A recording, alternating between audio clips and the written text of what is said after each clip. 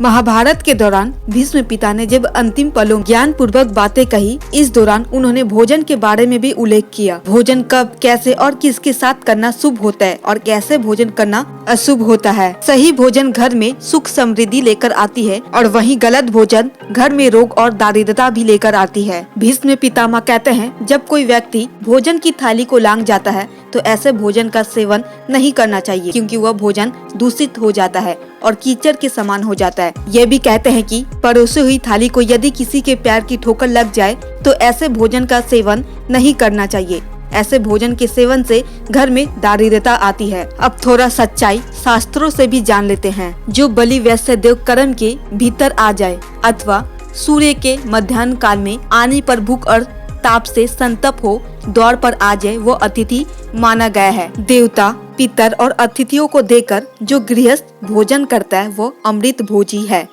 जो इन सबको अन्न दिए बिना ही भोजन करता है वो केवल अपना पेट भरने वाला है। शास्त्रों में ऐसे मनुष्य को पाप भोजी बताया गया है। जो वैश्वदेहहीन और अतिथियों से वर्जित है, वे वेदों के विद्वान हो तो भी उन्हें शूद्र ही समझना चाहिए। जो अधर्म द्विज बलि वैश्यदेव न करके भोजन कर लेते, वे इस लोक में अनहीन होते हैं और मरने पर कौवे की योनि में जाते हैं। वेदोक्त कर्म का ज्ञान प्राप्त करके नित्य आलस्य छोड़कर यदि उसका यथाशक्ति पालन करे तो मनुष्य परम सद्गति को प्राप्त होता है। रजस्वला स्त्री का सेवन ना करे, स्त्री के साथ बैठकर ना खाए, एक वस्त्र धारण करके भोजन ना करे और जिस पर आराम से बैठ ना सके ऐसे आसन पर भोजन ना करे। तेज की इच्छा रखने वाला श्रेष्ठ द्विज अपवित्र स्त्री की ओर ना देखे। देवताओं और पितरों को तृप्त किए बिना कहीं कदापि अन्न ग्रहण ना करे। गौशाला में, बाम्बे में तथा राख में कभी मूत्र त्याग ना करे। जिस गड्ढे में जीव रहते हो उसमें भी पेशाब ना करे। देव मंदिर, ब्राह्मण, गौ, मधु, मिट्टी का ढेर, उत्तम जाति अवस्था में बड़े और विद्या में बड़े मनुष्य, स्थल वृक्ष, दैत्य वृक्ष, गुरु जल से भरे हुए घड़े, तैयार अन्न, दही और सरसों आदि को अपने से दाहिने करके जाना चाहिए। उदय और अस्त होते हुए तथा मध्यकाल के सूर्य को ना देखे। सूर्य ग्रहण के समय तथा उदय के पहले अंडज अंडाकार में स्थित सूर्य पर दृष्टिपात ना करे। जल में अपनी परछाई ना देखे। कीचड़ में ना दौड़े, नंगी स्त्री की ओर ना देखे और नंगा होकर जल में ना घुसे। दोनों संध्याओं के समय भोजन ना करे। प्रातः काल और संध्या काल की गोधूली वेला में विद्वान पुरुष शयन ना करे। दूध पिलाती हुई गाय को देखकर भी किसी से ना कहे। इंद्रधनुष किसी को ना दिखावे। कहीं शून्य स्थान में अकेला ना सोवे। किसी सोए हुए मनुष्य को ना जगावे। अकेला रास्ता ना चले और अंजलि से जल ना पिए जिसकी मलाई उतार ली गई हो।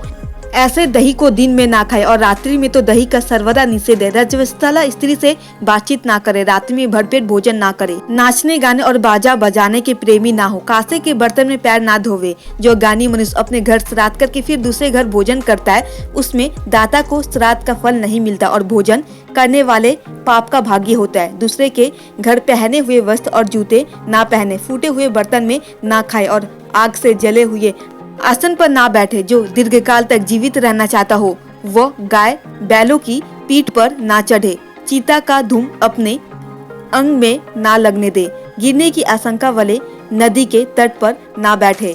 उदयकालीन सूर्य की किरणों का स्पर्श ना करे और दिन का सोना छोड़ दे।